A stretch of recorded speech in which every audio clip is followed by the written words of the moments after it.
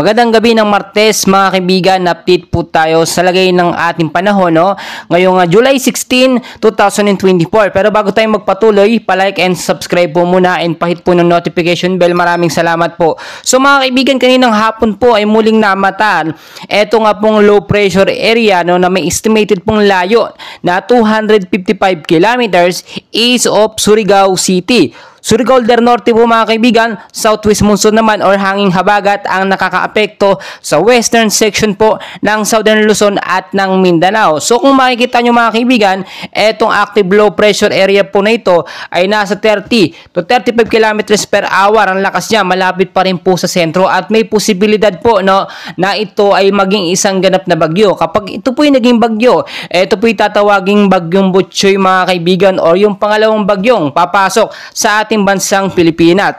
Batasok na mga kaibigan, narito po ang forecast weather condition natin, yung mga lugar po na apektado nito pong southwest monsoon or hanging habagat. So makinig po kayo mabuti hanggang bukas pong update natin na ito mga kaibigan. Sa area po ng Bicol Region, Visayas, Northern Mindanao, Caraga, Davao Region, Isabela, Aurora, Quezon, Marinduque at Romblon, maulap po na panahon ng mararanasan o posibleng maranasan bukas po ng umaga hanggang sa hapon naman po, mga isolated light rains hanggang gabi to heavy rain po lang posibleng maranasan.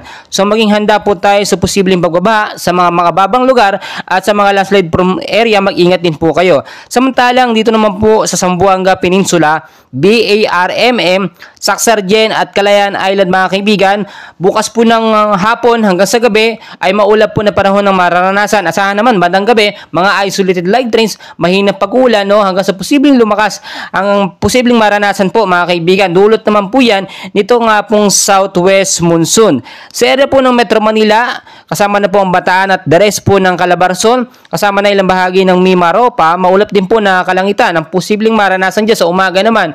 Kaya hindi sa hapon, posibleng maging maulap at bandang gabi naman po mga isolated light rains, mahina hanggang sa posibleng paglakas po na pag-uulan ang posibleng maranasan.